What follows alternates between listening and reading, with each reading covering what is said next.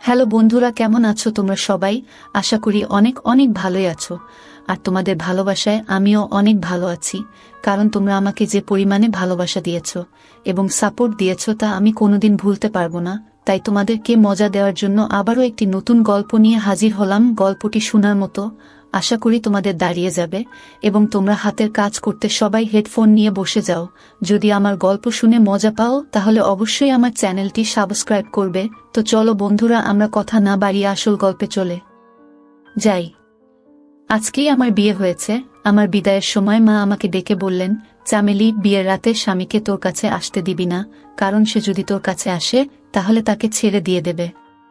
তাই মনে রাখিস, তোর স্বামী যেন তোকে ছুতে না পারে। আমি অবাক হয়ে মায়ের দিকে তাকালে মা বললেন, শোনো, আপাতত যতটা পারিস স্বামীর থেকে দূরে থাকবি। কিন্তু মা, সে কি মানবে? কতদিন অপেক্ষার পরে মোহিত আমাকে পেয়েছে, তাই আমার কাছে না এসে সে কি মানবে? তারপরে মা আমাকে এমন কথা বললেন যে আমি কেঁপে উঠলাম।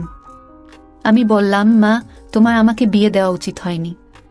মোহিতের জীবন নষ্ট করার আগে তোমার একবার ভাবা উচিত ছিল। মোহিত যখন এই সত্যটা জানতে পারবে তখন তার সবকিছু শেষ হয়ে যাবে। তুমি এটা ভালো করনি। আমার চোখে পানি চলে এলো। মা, তুমি আমার কাছে এই সত্যটা কেন লুকিয়ে রেখেছিল? মা বললেন, মোহিতের রাগের কারণেই এই বিয়ে হয়েছে। আমি প্রথম এই বিয়েতে না করেছিলাম, কিন্তু ওরা যখন মানল না তখন আমিও ভাবলাম, যাক, তোরও সংসার হবে, হয়তো সময়ের সাথে সাথে তোর জীবনেও সুখের রঙে ভরে উঠবে। কতদিন তুই এই বাড়িতে এইভাবে বসে থাকবি? এখন আমি কি করব? মন খারাপ করে শ্বশুর বাড়িতে গেলাম। এখানে এসে আমি সেটাই করলাম যেটা মা বলেছিল। আমার স্বামীকে আমার কাছে আসতে দেইনি। বিয়ের রাতে সে ঘরে এসে বিছানায় বসে আমার সৌন্দর্যের প্রশংসা করল। তারপরে আমার হাতটা ছোঁয়ার সাথে সাথে আমি তাকে সরিয়ে দিলাম। মোহিত অবাক হয়ে আমাকে এর কারণ জিজ্ঞেস করলে আমি কাঁদতে শুরু করলাম, কিন্তু কারণটা বললাম না আমি। তারপরে একদিন আমার স্বামী মোহিত আমার সব গোপন বিষয়টি জানতে পেরে গেল। আমি লজ্জায় কাউকে মুখ দেখাতে পারলাম না, কারণ আমার মধ্যে বউ হওয়ার। আমি মোহিতের রুমে বিছানায় বসে আছি, আর সে অবাক হয়ে আমার দিকে তাকিয়ে আছে। আমার অনেক দুর্বল মনে হচ্ছে। আমি বরফের মতো একদম জমে গেছি। আমি অনুভব করতে পারছি সামনে বসা আমার স্বামীর নজর আমার শরীরের দিকে। সে বলতে থাকলো, কি বিষয় চামেলি, এই বিয়েতে কি তোমার মতো ছিল না? আমি চোখ তুলে তাকে দেখে অনেক কষ্টে চোখের পানি ধরে রেখেছি। আমার শরীরটা কেমন করছে। মোহিত আমাকে অনেক রাগী আওয়াজের কারণ জিজ্ঞেস করল, কিন্তু আমি চাইলেও আসল কারণটা বলতে পারছি না। সে আবার গম্ভীর কণ্ঠে আমাকে জিজ্ঞেস করল, চামেলি, তোমাকে কিছু জিজ্ঞেস করেছি তো? তার এমন আওয়াজে আমি আতঙ্কিত হয়ে অনেক কাঁদতে শুরু করি। কিন্তু আমার সামনের লোকটা মনে হয় প্রতিজ্ঞা করেছে যে সে উত্তর না পেলে আমাকে ছাড়বে না।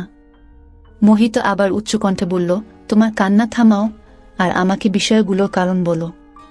তুমি যদি ভাবো তোমার এই কান্না দেখে আমি গলে যাব আর আজ রাতে তোমার ধারে কাছে আসব না, তাহলে এই ভুল ধারণা তোমার মন থেকে বের করে নাও। এটা বলেই সে আমার কাপা হাতটা ধরল। আমি হাতটা ছাড়িয়ে নেওয়ার চেষ্টা করতেই সে আমার আরো কাছে এসে বলল, চামেলি, তুমি কি আমার পরীক্ষা নিচ্ছ? আমি কি অন্যায় করেছি যে তুমি এইভাবে আমার থেকে দূরে সরে যাচ্ছ? আমাকে তোমার কাছেও আসতে দিচ্ছে না। আজ আমাদের বিয়ের রাত। বিয়ে নিয়ে ছেলে ও মেয়েদের মনে কত স্বপ্ন থাকে, আর তুমি আমাকে তোমার কাছে আসতেই দিচ্ছে না? অন্তত আমাকে এর কারণটা বলো, হয়তো আমি তোমার সমস্যার সমাধান করতে পারবো। চামেলি, আমি কোনো দেব না যে মেয়েটি আমার জন্য সব দিক দিয়ে ঠিক আছে। আমি কি কেবল তাকে দেখি থাকবো? আমি অনেক কষ্টে এই সময় পার করেছি। আমি সবসময় তোমার সাথে থাকার স্বপ্ন দেখেছি। আস্তে আস্তে মোহিতের কথা বলার ধরন নরম হয়ে উঠতে শুরু করে। সে আমার মুখের উপরে থাকা চুলের দিকে গরম গরম চোখে তাকিয়েছিল, আর আমার শরীরটা কেমন যেন করছিল। আজ তাকে যত কঠিন মনে হচ্ছে, তাকে থামানো আমার পক্ষে অনেক কঠিন। কিন্তু আমি অসহায়। আমার মা আমাকে যে কথা বলেছে তা যদি মোহিত জানত, তবে আমাকে ছেড়ে দিয়ে দিত। মোহিত আমার মুখ দেখার জন্য একটি চেইন দিল। সেটা পরানোর সময় তার হাত আমার শরীরে পড়েছে, আর আমার সব শরীর কেমন যেন করছে। আমি তাড়াতাড়ি তার হাতটা সরিয়ে দিয়ে আমিও পিছনের দিকে সরে এসে বললাম, মোহিত, আমাকে বোঝার চেষ্টা করো, প্লিজ, আমাকে 1 মাস সময় দাও। আমি অনুনয় বিনয় করেছিলাম, কিন্তু মোহিত কোনো কিছু শুনল না। সে কিছু শোনার মুডেই ছিল না। সে বলল, আমাকে কারণটা বলো। না হলে আমি অন্য কিছু করব। তোমার কাছ থেকে আমার অধিকার আদায় করে নিলেও তুমি আমাকে কিছুই বলতে পারবে না। সেও সম্ভবত প্রতিজ্ঞা করেছিল আমার কথা না শোনার, কিন্তু আমি জানতাম মোহিতের সাথে এই সম্পর্কটা আমার জন্য কি নতুন বিপদ নিয়ে আসতে চলেছে, কিন্তু আমি তাকে আটকাতেও পারছি না। যতই সে আমার কাছাকাছি আসছিল ততই আমার অবস্থা খারাপ হয়ে যাচ্ছিল। আমি এতটাই টেনশনে ছিলাম যে বিছানায় জ্ঞান হারিয়ে পড়ে যাই। মোহিত চামেলি চামেলি বলে ডাকছিল, আর আমার হাত ধরে ডাকছে। হয়তো ওর ধারণা ছিল না যে আমি জ্ঞান হারিয়ে যাব। হয়তো আমি জ্ঞান হারিয়ে ফেলেছি, কারণ মায়ের সেই কথা আর তার উপর স্বামীর সেই দাবিগুলোর চাপ। আমি চাইলেও আমার স্বামীকে আমার কাছে আসতে দিতে পারিনি। এমন নয় যে আমার জীবনে অন্য কোনো পুরুষ ছিল। আমি মোহিতকে অনেক পছন্দ করতাম। এটাও নয় যে অতীতে আমার সাথে এমন কোনো ঘটনা ঘটেছিল যে আমার গোপন রহস্য ফাঁস হয়ে যাওয়ার ভয় পাব। কিন্তু আমার যে সমস্যা সেটা কম মেয়েদেরই থাকে। যখন জ্ঞান ফিরল তখন আমি হাসপাতালের বেড়ে। শাশুড়ি ও মোহিত আমার কাছে চিন্তিত হয়ে দাঁড়িয়েছিল। শাশুড়ি আমাকে কেমন মনে হচ্ছে সেটা জিজ্ঞেস করলেন। মহিলা ডাক্তার বললেন, এখনই একেবারেই ঠিক আছে, আপনারা চাইলে এনাকে বাড়িতে নিয়ে যেতে পারেন। তারা কিছুক্ষণের মধ্যে আমাকে বাড়িতে নিয়ে এলো। শাশুড়ি আমাকে আমার ঘরে রেখে বিশ্রাম নিতে বললে আমি বিছানায় শুয়ে পড়লাম। বিয়ে বাড়ির কারণে বাড়িতে অনেক অতিথিরা উপস্থিত ছিলেন। আমি শুনতে পাচ্ছিলাম মোহিতের দাদা, ভাই, জামাইবাবুরা মোহিতের সাথে মজা করছে যে বিয়ের রাতেই তুমি তোমার বউয়ের সাথে এমন কি করলে যে মেয়েটি একেবারে জ্ঞান হারিয়ে ফেলেছে। একটি ফুলের মতো মেয়ে, তোমার একটু আস্তে এগানো উচিত ছিল, কিন্তু তুমি তো ফুলটাকে শেষ করে দিয়েছ। তারা একটা মজা করার সুযোগ পেয়েছে, তাই তারা আর থামে।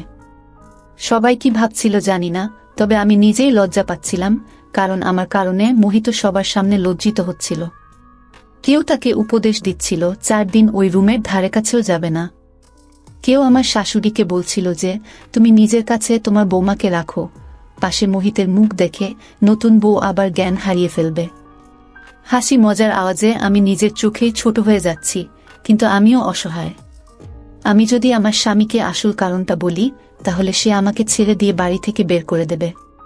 আমি যদি কিছু নাও বলি তাহলেও আমাদের সম্পর্কের কয়েক মাসের মধ্যেই সে জানতে পারবে।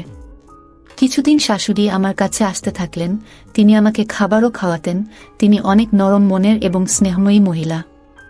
আস্তে আস্তে সব অতিথিও চলে গেল, আমার শরীরও ঠিক হয়ে গেল। তাই আমি নিজেই রান্নাঘরের কাজ করতে থাকলাম, যদিও আমার শাশুড়ি আমাকে নিষেধ করেছিলেন। মোহিত অনেক চুপচাপ থাকত এবং খাওয়ার সময় আমার দিকে অভিযোগের চোখে তাকিয়ে থাকত। শ্বশুর বাড়িতে শুধু মোহিত আর আমার শাশুড়ি থাকতেন। মোহিত আমার শাশুড়ির একমাত্র ছেলে। যদিও সব অতিথি চলে গেছে, কিন্তু শাশুড়ি তার বান্ধবী ও তার মেয়েকে রেখে দিয়েছেন। শাশুড়ির বান্ধবীর মেয়ে আমার সমবয়সী, তার গ্রাজুয়েশনের পরীক্ষা হয়ে গেছে। তাই মা মেয়ে মাসখানেক এখানে থাকার প্ল্যান করেছিলেন। দিয়াও সুন্দরী ছিল, কিন্তু যে জিনিসটি আমাকে বিরক্ত করত তা হল সে মোহিতের সাথে অনেকভাবে মিশত এবং মোহিতের সাথে হেসে হেসে কথা বলত। সেই দিনও খাওয়ার টেবিলে বসে দিয়া কি নিয়ে কথা বলে যাচ্ছিল, কিন্তু মোহিত তার কথায় উত্তর দিচ্ছিল না। তার চোখ আমার দিকে স্থির ছিল। সে মুখে কিছু বলছে না, কিন্তু তার চোখ আমাকে যা বলছে তা আমি জেনেও না জানার ভান করলাম। রাতে রান্নাঘরের কাজ করছিলাম, সবাই যে যার রুমে চলে গিয়েছে। কিছুর অনুভূতি হওয়ায় মাথা ঘুরিয়ে দেখলাম মোহিত আমার ঠিক পিছনের দিকে দাঁড়িয়ে আছে। সে বলল, মাথা ব্যথায় আমার ঘুম আসছে না, 1 কাপ চা বানিয়ে দাও তো। ভাবলাম চায়ের কথা বলে বেরিয়ে যাবে। আমি চায়ের কেটলিটা গ্যাসের উপরে রাখলাম। আমি রান্নাঘরে কাজ করার সময় রান্নাঘরের দরজায় আমার পোশাকগুলো রাখতাম, কারণ এই সময় আমি রান্নাঘরে একাই থাকি আর বাড়িতে কোনো মানুষ বা কেউ ছিল না। কিন্তু মোহিত হঠাৎ এইভাবে রান্নাঘরে এসে আমার কাছে দাঁড়াবে তা আমার ধারণা ছিল না। আমি যখন ওর দিকে মনোযোগ দিয়ে দেখলাম তখন আমার লজ্জা পেতে থাকলো। ও রান্নাঘরের দরজার কাছেই দাঁড়িয়ে, আর আমার পোশাকটাও সেখানেই আছে। আমি পোশাকটা নিয়ে নিজের শরীরে দিতেও পারছি না, তাই যত তাড়াতাড়ি সম্ভব চা বানানোর চেষ্টা করলাম। কিন্তু আজ গ্যাসের চুলাটা অনেক আস্তে চলছে, হয়তো কোনো ময়লা আটকে গেছে। এত আস্তে চললে চা তৈরি হতে 15 থেকে 20 মিনিট পার হয়ে যাবে, আর এইভাবে 15 থেকে 20 মিনিট দাঁড়ানো আমার পক্ষে কঠিন হয়ে যাচ্ছে। বারবার মোহিতের চোখে আমার চোখে পড়ছিল আর আমার হার্টবিট বেড়ে যাচ্ছিল। তারপরে হঠাৎ মোহিত বলল, চামেলি, তোমার চুলগুলো অনেক সুন্দর। আমি খেয়াল করলাম ও আমার দিকে আরেকটু এগিয়ে এসেছে। রান্নাঘরটা অনেক ছোট, তাই ও আমার অনেক কাছে চলে এসেছে। আমি অনেক নার্ভাস ফিল করছি। ও আমার সামনে দাঁড়িয়ে আমার মুখের দিকে তাকিয়ে বলল, জানো, আমি তোমাকে আমার বন্ধুর বিয়েতে প্রথম দেখেছিলাম। যতক্ষণ আমি বিয়ের অনুষ্ঠানে ছিলাম, আমার চোখ সবসময় তোমার দিকেই স্থির ছিল। সেখানেই আমি মনে মনে তোমাকে ভালোবেসে ফেলি। তখন থেকে তোমার সাথে আমার বিয়ের কথা ঠিক না হওয়া পর্যন্ত আমি কোনোমতেই শান্তি পাচ্ছিলাম না। এই বলে মোহিত আমার আরও কাছে চলে এলো, আর আমি পিছিয়ে দেয়ালে গিয়ে বাধা পেলাম। মোহিত, প্লিজ সরো, আমাকে আমার পোশাকটা নিতে দাও বলে আমি আমার কপালের ঘাম মুছলাম। মোহিত বলল, এখানে অপর কেউ নেই যার থেকে তোমাকে নিজেকে লুকাতে হবে। মোহিত আমার আরও কাছে এসে আমার শরীরটা ধরে। ওর গরম নিঃশ্বাসে আমি নরম হয়ে যেতে থাকলাম। আমার অবস্থা আরও খারাপ হতে থাকল। আমার মুখ ওর নিয়ন্ত্রণে নেওয়ার আগেই আমি ওকে পিছনের দিকে সরিয়ে দিয়ে রান্নাঘর থেকে বেরিয়ে তাড়াতাড়ি আমার রুমে গিয়ে দরজা বন্ধ করে দিলাম। আমি কিভাবে মোহিতকে থামাতে পারি? সে আমার স্বামী এবং আমাকে ভালোবাসে। সে তার বন্ধুর বিয়েতে আমাকে দেখে আমাদের বাড়িতে বিয়ের সম্বন্ধ পাঠিয়েছিল। আমার মা প্রথমে এই বিয়েতে রাজি হননি, কিন্তু মোহিত এই বিয়েটা নিশ্চিত না হওয়া পর্যন্ত আমাদের বাড়ির দরজাটা ছাড়েনি। আর আজ এত অপেক্ষার পরে সে আমাকে স্ত্রী হিসেবে পেয়েছে, কিন্তু সে আমাকে তার মন ভরে ভালোবাসতেও পারেনি, কারণ আমি তাকে অনুমতি দেইনি। সে তো তার জায়গায় ঠিকই ছিল, কিন্তু আমি সেই এক সমস্যায় আটকে ছিলাম। সে আমার জন্য সমস্যা হয়ে দাঁড়িয়েছিল। টেনশনে আমি কাঁদতে থাকলাম। আমি পাথর না, এটা একটা স্বাভাবিক সম্পর্ক। মোহিত যতটা আমার ভালোবাসা পাওয়ার জন্য ব্যাকুল ছিল, আমিও ততটাই তার ভালোবাসা পাওয়ার জন্য আকুল ছিলাম।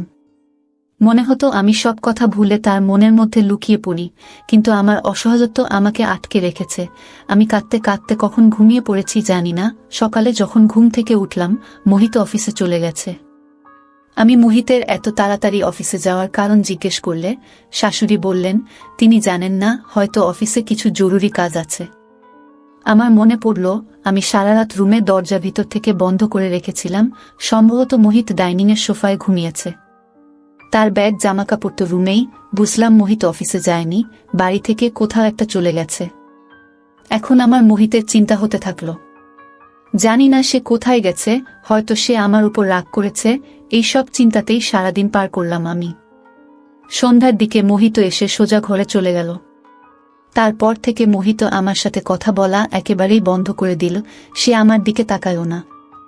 একবার আমি তার অফিসের পোশাক ইস্ত্রি করতে শুরু করলে সে আমার হাত থেকে পোশাকগুলো নিয়ে বলল, আমার কাজ করার দরকার নেই। সে তার জামাকাপড় দিয়াকে দিয়ে দিল। নাস্তার কথাও তাকেই বলল। আমি অস্থির মনে করছিলাম। সম্ভবত আমার প্রতি মোহিতের ব্যবহার ঠিকই ছিল। কতক্ষণ সে আমার সাথে ভদ্র থাকতে পারে? কিন্তু আমার জীবন বেরিয়ে যাচ্ছিল যখন আমি দিয়াকে তার সাথে ঘুরতে দেখলাম। সে আনন্দের সাথেই মোহিতের সব কাজ করে দিচ্ছিল। আমি অবাক হয়ে দেখতাম যে মোহিত সন্ধ্যায় যখন অফিস থেকে ফিরত, দিয়া নববধূর মতো সেজে দরজায় দাঁড়াত। মোহিত ভিতরে এলে দিয়া দৌড়ে তার কাছে যেত, হেসে তাকে হ্যালো বলে তার হাত থেকে ব্যাগটি নিয়ে যেত। যেগুলো আমার দায়িত্ব ছিল সেগুলো খুশি হয়ে দিয়া পূরণ করত। আর আমার মধ্যে যেন কেমন একটা হয়ে যেত।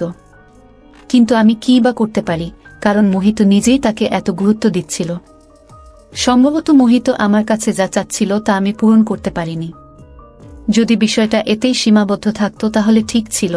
রাতে একবার যখন চোখ খুললাম, বাইরে ডাইনিং রুমে কথা বলার আওয়াজ শুনতে পেলাম। রুম থেকে বের হয়ে দেখলাম দুইজনে হাসতে হাসতে কথা বলছে, আর সামনে 2 কাপ চা রাখা ছিল। আমাকে দেখে দিয়ার হাসি থেমে গিয়েছিল, কিন্তু মোহিত একেবারে খুশি হয়ে বসেছিল। দিয়ার সাথে এমনভাবে কথা বলতে থাকল যেন আমাকে নিয়ে তার কোনো চিন্তা নেই। আমি কাঁদতে কাঁদতে নিজের রুমে চলে এলাম। আমার জীবন আস্তে আস্তে নষ্ট হয়ে যাচ্ছে। কিন্তু আমি জীবনের সেই পর্যায়ে দাঁড়িয়ে আছি যেখানে সামনে গরম আর পিছনের দিকে সমুদ্র। আমি যদি মোহিতকে সত্যিটা বলি তাহলেও আমার সংসার নষ্ট হয়ে যেত। আর না বললে দিয়া নামের এই মেয়েটা আমার জায়গাটা নিয়ে নেবে। একজন নারী সবকিছু সহ্য করতে পারে, কিন্তু অন্য মেয়ের দুঃখ নয়। আমার আর মোহিতের মধ্যে যা থাকুক, আমি চাই না দিয়া আমাদের মাঝে আসুক। তাই আমি শাশুড়িকে বললাম যে দিয়া এখানে এসেছে অনেক দিন হয়ে গেল, সে কবে যাবে? যদিও দিয়ার মা চলে গেছে অনেক দিন হলো। দিয়া এই বলে থেকে গেছে যে আমি আর কিছুদিন এখানে থাকতে চাই। শাশুড়ি বললেন, আমিও তাকে বলেছি যে তুমি এসেছ অনেক দিন হয়ে গেল, এখন তুমি তোমার বাড়িতে যাও। সেও যেতে চায়, কিন্তু মোহিত তাকে যেতে দেয়নি। এটা শুনে আমার মনে হলো কেউ যেন আমার মনটা ধরেছে। মোহিত কেন তাকে যেতে দিতে চায় না? একবার রান্নাঘর থেকে বেরিয়ে দেখি দুইজনে ড্রয়িং রুমে গল্প করছে। আমি দরজায় দাঁড়িয়ে যা শুনলাম তা আমার মন উড়িয়ে দিল। আগে জানতাম না যে দুইজনের মধ্যে কি চলছে, কিন্তু আজ এই রহস্যের উপর থেকেও পোশাক সরে গেল। আমি এই ভুল ধারণার মধ্যে ছিলাম যে মোহিত আমাকে ভালোবাসে, কিন্তু বাস্তব হয়তো অন্য কিছু। কারণ আমি যা শুনেছিলাম তাতে বুঝতে পারলাম যে আমার স্বামী আমাকে ভালোবাসে না। এই বিয়েটা মনে হয় সে বাধ্য হয়ে করেছে, নইলে তো সে শুধু দিয়াকেই ভালোবাসত। আর দিয়াও এখানে থেকেছে শুধু তার কথায়। আমি কাঁদতে কাঁদতে আমার রুমে চলে এলাম। রাতের খাবারও খাইনি। আমার শাশুড়ি এসে জিজ্ঞেস করলেন, তুমি কেন খাবে না? আমি মাথা ব্যথার অজুহাত দিয়ে মাঝ রাত অবধি কান্নাকাটি করে পার করে দিলাম। রাত 2টার দিকে ড্রয়িং রুম থেকে আস্তে আস্তে আওয়াজ আসতে থাকল। রুম থেকে বেরিয়ে এসে দেখি ড্রয়িং রুমের দরজা বন্ধ। ড্রয়িং রুমের জানালা দিয়ে তাকাতেই অবাক হয়ে উঠলাম আমি। দিয়া মোহিতের সাথে বসে আছে। চোখ বড় বড় হয়ে গেল এবং আমার শরীরটা কেমন করতে থাকল। আমি ঘামে ভিজে গেছি। ঈশ্বরকে ধন্যবাদ জানালাম যে আমি যা দেখেছি তা স্বপ্ন ছিল। আমি উঠে তাড়াতাড়ি ঘর থেকে বেরিয়ে ড্রয়িং রুমে গিয়ে দেখলাম মোহিত তার ল্যাপটপে কিছু কাজ করছে। আমি কাঁদতে কাঁদতে তার কাছে বসলাম। সে আমাকে দেখে কিছুটা বিরক্ত হয়ে জিজ্ঞেস করল, কি ব্যাপার, তুমি আবার কাঁদছো কেন? আমি বললাম, মোহিত, তুমি আজকের পর দিয়ার সাথে কথা বলবে না। আমার কথা শুনে প্রথমে সে কিছুক্ষণ আমার দিকে তাকিয়ে রইল, তারপরে ল্যাপটপ বন্ধ করে বলল, কথা বলবো না কেন? আমি বললাম, তোমার মনে যদি দিয়াই ছিল তাহলে আমাকে বিয়ে করলে কেন? সে বলতে থাকলো, আমি খুব ভুল করেছি যে আমি দিয়ার কদর না করে তোমাকে দেখে তোমার জন্য পাগল হয়ে তোমাকে বিয়ে করেছি। দিয়া আমাকে আগে থেকেই ভালোবাসতো আর আমাকে বিয়ে করতে চাইতো। এখন আমিও বুঝতে পেরেছি, তাই আমি দিয়াকে বিয়ে করতে চাই। এটা শুনে আমি একদম পাগল হয়ে গেলাম আর কাঁদতে কাঁদতে বললাম, তুমি এটা করতে পারো না, তুমি আমাকে এভাবে শেষ করতে পারো না, তোমাকে ছাড়া আমি শেষ হয়ে যাব। মোহিত, আমি তোমাকে অনেক ভালোবাসি। আমার কথা শুনে মোহিত আমার হাত ধরে রুমে নিয়ে এসে রুমের দরজা বন্ধ করে দিয়ে বলল, শুধু এইটুকুই আমি শুনতে চেয়েছিলাম। আমি জানতাম তোমার মধ্যে মন আছে, তাই আমি দিয়াকে অনুরোধ করেছিলাম এই নাটকটা করতে। চামেলি, দিয়া আমার নিজের বোন। মায়ের বান্ধবীর কোনো সন্তান নেই, তাই মা দিয়াকে তাকে দিয়েছিলেন। এটা আমার জন্য একেবারে নতুন, আমি জানতাম না। তখন মোহিত বলল যে তুমি আমাকে দূরে পাঠিয়ে দিয়েছিলে, যেটা আমাকে অনেক কষ্ট দিয়েছে। আমি ভেবেছিলাম তুমি হয়তো অন্য কাউকে ভালোবাসো, তাই আমার থেকে দূরে থাকার অজুহাত খুঁজতেছি। আমি দিয়ার সাথে মিলে এই নাটকটি করেছি, আর আজকে তোমার অভিব্যক্তি আমাকে আনন্দ এবং শান্তিতে ভরিয়ে দিয়েছে। মোহিত আমার কাছে আসতে থাকলো, এত কাছে যে সে আমাকে তার সাথে নিল। মোহিত অন্য কণ্ঠে বলল, চামেলি, তোমার মন থেকে সব ভয় দূর করে দাও। আমি তোমার স্বামী, আমি তোমাকে অনেক ভালোবাসি, তোমাকে কখনোই কষ্ট দেব না। এইবার আমি তাকে আর আটকাতে পারলাম না, কারণ আমি আমার ভালোবাসা প্রকাশ করে দিয়েছি।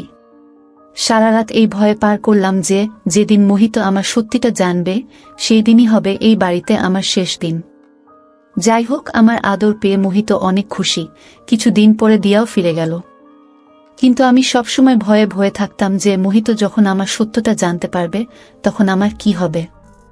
মাত্র কয়েক মাস হয়েছে আমাদের বিয়ে। একদিন খাওয়ার সময় আমার শাশুড়ি বলতে শুরু করলেন, মোহিত, যত তাড়াতাড়ি সম্ভব আমাকে নাতিপুতির সুখ বসো না। তুই আমার একমাত্র ছেলে, আর আমি তাড়াতাড়ি দাদি হতে চাই। এই নির্জন বাড়িতে ছোট বাবুর কান্নার আওয়াজ। একটা শোনা মাত্রই আমার হাত থেকে প্লেট পড়ে গেল। আমি তাড়াতাড়ি প্লেটটা তুলে নিলাম। মোহিত আমার দিকে তাকিয়ে বলল, কি ব্যাপার চামেলি, তুমি টেনশনে আছো মনে হচ্ছে। আমি তাকে কি উত্তর দেব? আমি চুপচাপ রইলাম দেখে মোহিত হেসে তার মাকে সান্ত্বনা দিয়ে বলল, মা, এত তাড়া কিসের? তুমি তাড়াতাড়ি সুখবর পাবে, কিন্তু আমার শাশুড়ির যেন খুব ইচ্ছা, এবং হয়তো তার ইচ্ছা স্বাভাবিক। তার মাত্র 2টি সন্তান, তার মধ্যে দিয়াকে তিনি তার বান্ধবীকে দিয়েছিলেন, তার কাছে শুধু মোহিত ছিল। এই বাড়িটি বহু বছর ধরে ফাঁকা পড়ে আছে, সেজন্যই তার বাবুর নেওয়া অনেক ইচ্ছা। তার মায়ের বারবার বলার জন্য মোহিত আমাকে একজন মহিলা ডাক্তারের কাছে নিয়ে গেলে তিনি অনেক টেস্ট লিখে দিলেন। আমি অনেক অস্থির ছিলাম, এসব কিছু ঠিক হচ্ছিল না। আমি ভয়ে ভয়ে মোহিতকে বললাম, মায়ের বাবু নেওয়ার এত ইচ্ছা কেন? মোহিত আমার হাত ধরে বলল, চামেলি, বাবু আমারও অনেক পছন্দ, আমি শুধু চাই সৃষ্টিকর্তা যেন আমাকে একসাথে দুটো বাবু দেন। মোহিতের দুটি সন্তানের কথা আমার মনকে কষ্ট দেওয়ার জন্য যথেষ্ট। আমার মা আমাকে যে সত্যিটা বলেছিলেন, আমি জানতাম আমি মোহিতকে এই সুখ কখনো দিতে পারব না, আর যেদিন মোহিত এটা জানবে সেদিনই হবে এই বাড়িতে আমার শেষ দিন। সে কখনই আমাকে এটার সাথে মেনে নেবে না। তারপরে আল্ট্রাসাউন্ড করার সময় যেভাবে ডাক্তার একবার আমার মুখের দিকে একবার আল্ট্রাসাউন্ড স্ক্রিনের দিকে তাকাচ্ছিল, তাতে যেন আমার মন আমার শরীর থেকে বেরিয়ে যাচ্ছিল। আমার চোখ থেকে পানি পড়তে থাকল। আমি ডাক্তারকে অনুরোধ করলাম আমার স্বামীকে এই সম্পর্কে কিছু না বলার জন্য, কিন্তু তিনি বলতে থাকলেন, আমাদের এই ক্ষমতা নেই, আর আমি না বললেও অন্য কোনো আল্ট্রাসাউন্ডের লোক এই কথা বলবে, তুমি বেশিক্ষণ লুকিয়ে রাখতে পারবে না। সবচেয়ে ভালো হয় তুমি নিজেই তোমার স্বামীকে সত্যিটা বলো। আমি তাকে অনুনির্বিনয় করতে থাকলাম যে আমার সংসার শেষ হয়ে যাবে, কিন্তু হয়তো আমার কপাল খারাপ। রিপোর্ট মোহিতের কাছে পৌঁছে গেল। মহিলা ডাক্তার রিপোর্টটা দেখার সাথে সাথে আমাকে অবাক চোখে দেখতে থাকল, আর তিনি মোহিতকে আমার রিপোর্টের সব সত্যিটা বলে দিলেন। আমি পাথরের মতো বসে রইলাম, মোহিত আমার সত্যিটা জেনে গেছে। মোহিতের পরিবর্তন হয়ে যাওয়া চেহারা দেখে আমার জীবন বেরিয়ে যাচ্ছিল। বাড়ি যেতেই আমার শাশুড়ি যখন মোহিতকে আমার রিপোর্ট সম্পর্কে জিজ্ঞাসা করলেন, মোহিত বলল যে ডাক্তার এখনো কিছু বলেনি।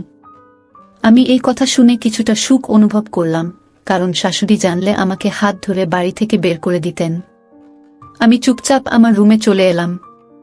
এখন অস্থিরতায় আমার মনটা বেরিয়ে যাচ্ছিল। জানি না মোহিত রুমে এসে আমাকে কি শাস্তি শোনাবে। মোহিত যখন রুমে এলো তখন তার চোখ লাল। আমার মনটা কেমন করছে, আমার চোখ থেকে অবিরাম পানি বয়ে যাচ্ছিল। সে এসে আমার কাছে বসে চুপচাপ কিছুক্ষণ আমার দিকে তাকিয়ে রইল। সে মুখে তো কিছুই বলল না, কিন্তু তার চোখ যেন অনেক কিছু বলছে, যে কেন তুমি আমার কাছ থেকে এত বড় একটা কথা লুকালে।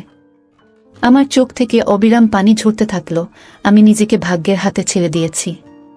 কিছুক্ষণ পরে মোহিত বলতে থাকল, শুধু একটা কথা বলো চামেলি, তুমি কি এটা আগে থেকেই জানতে? আমি নাতে মাথা নেড়ে বললাম, আমার মা বিয়ের রাতে আমাকে এই কথা বলেছিল, তাই আমি তোমাকে আমার কাছে আসতে দিতাম না, যাতে সত্যটা জানার পর তুমি আমাকে ছেড়ে না দাও। এই বলে আমি কাঁদতে থাকলাম। সে বলল, চামেলি তুমি এটা ভালো করনি। তুমি জানো আমি আমার মায়ের একমাত্র সন্তান। যদি তোমার মা সত্যিটা জানতো তাহলে আমাদেরকে অন্ধকারে রেখে অন্যায় করেছেন। এই কথা বলেই মোহিত ঘর থেকে বেরিয়ে গেল। সারা রাত আর রুমে আসেনি।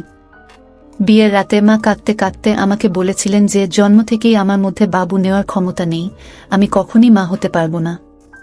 14 বছর থেকে 15 বছর পর্যন্ত আমার শরীর থেকে ময়লা বের হয়নি দেখে আমার মা টেনশনে ছিলেন।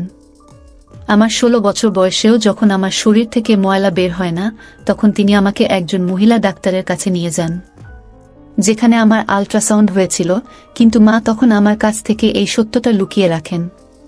তিনি শুধু বলেছিলেন আমার মধ্যে সামান্য ঘাটতি আছে, যা সময়ের সাথে সাথে পূরণ হয়ে যাবে এবং আমি স্বাভাবিক হয়ে যাব। আমিও এটা ভুলে গিয়ে নিজের জীবন নিয়ে ভালো ছিলাম, কিন্তু বিয়ের রাতে মা আমাকে এই সত্যটা বলেন এবং সাথে আমাকে এটাও বলেছিলেন যতটা সম্ভব মোহিতের থেকে দূরে থাকতে, কারণ সে যদি তার সাথে সম্পর্ক করে কিছুদিন পরে বাবুর কথাও বলবে, এবং এর জন্য যখন তোকে ডাক্তারের কাছে নিয়ে যাবে তখন তারাও এই সত্যটা জেনে যাবে। আর আজকে সেই দিনটি এসে গেছে। মোহিতের কাছে আমার রহস্য প্রকাশ পেয়ে গেছে। আমি অনেক কাঁদছিলাম, কিন্তু সে একবারও আমার চোখের পানি মুছিয়ে দিতে আসেনি। সকালেই বুঝতে পেরেছি আমাকে নিয়ে কি সিদ্ধান্ত হতে চলেছে। সকালে যখন ঘর থেকে বেরোলাম তখন মোহিত ওর অফিসে চলে গেছে। সারাটা দিন অন্যভাবে পার করছি। আমি বাড়িতে ফিরে এসেও ওর মুখে বিষণ্ণতার ছাপ। সে হাতে রিপোর্টগুলো নিয়ে শাশুড়ির সামনে রাখে। আমি ভয়ে শেষ হয়ে যাচ্ছিলাম, কিন্তু জানতে পারলাম আমার শাশুড়ি সম্পূর্ণ নিরক্ষর। তিনি বললেন, মোহিত, আমি এসব রিপোর্ট কি বুঝি, এতে কি লেখা আছে সেটা আমাকে বল। মোহিত বলল, মা, আমি তোমাকে কখনো বংশধর দিতে পারবো না, সন্তান হওয়ার ক্ষমতাই আমার নেই, আমার কোনোদিন সন্তান হবে না। এই বলে মায়ের শরীরে মাথা রেখে সে কাঁদতে থাকল। শাশুড়িকে ধরে আরো বলল, দয়া করে আমাকে সন্তানের জন্য আর জিজ্ঞেস করবে না। আমি তোমাকে সবকিছু দিতে পারি, কিন্তু সন্তান কোনোমতেই না।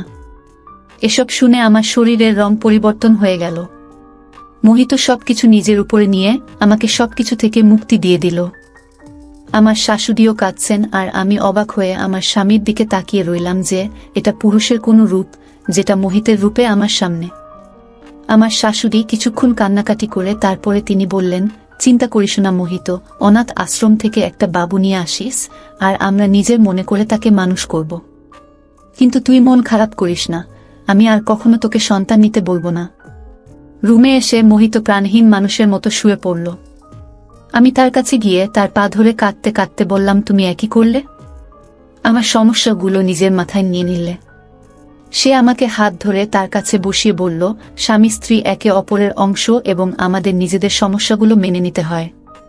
তুমি আমার, তোমার সমস্যাগুলো আমারও সমস্যা এবং তোমার গুণ আমারও গুণ। আমি বলছি না যে এসব আমার কাছে সহজ ছিল, কিন্তু আমি তোমাকে ছেড়ে থাকতে পারবো না। এইসবে তোমার কোনো দোষ নেই। এই বলে মোহিত আমাকে ধরল। আমি পৃথিবীর সবচেয়ে ভাগ্যবান মহিলা যে মোহিতের মতো স্বামী পেয়েছি। আজ আমাদের বিয়ের 5 বছর হয়ে গেছে। দিয়ারও বিয়ে হয়ে গেছে, আর সে যমজ সন্তানের জন্ম দিয়েছে। একটি ছেলে দিয়া আমাকে এবং মোহিতকে দিয়েছে। আমি আনন্দের সাথেই দিয়ার ছেলেকে নিজের করে নিয়েছি। এখন মোহিত এবং আমার শাশুড়িও অনেক খুশি।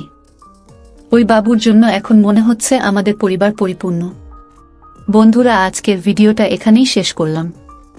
অনেক কষ্ট করে ভিডিওটি আপনাদের জন্য বানিয়েছি। যদি ভিডিওটি আপনাদের ভালো লেগে থাকে তাহলে একটা লাইক করবেন এবং চ্যানেলটি অবশ্যই সাবস্ক্রাইব করবেন। এই আশা ব্যক্ত রেখে আপনাদের কাছ থেকে বিদায় নিচ্ছি আমি। দেখা হবে আগামীকালের নতুন কোনো ভিডিওতে। সে পর্যন্ত সবাই ভালো থাকুন, সুস্থ থাকুন। ধন্যবাদ।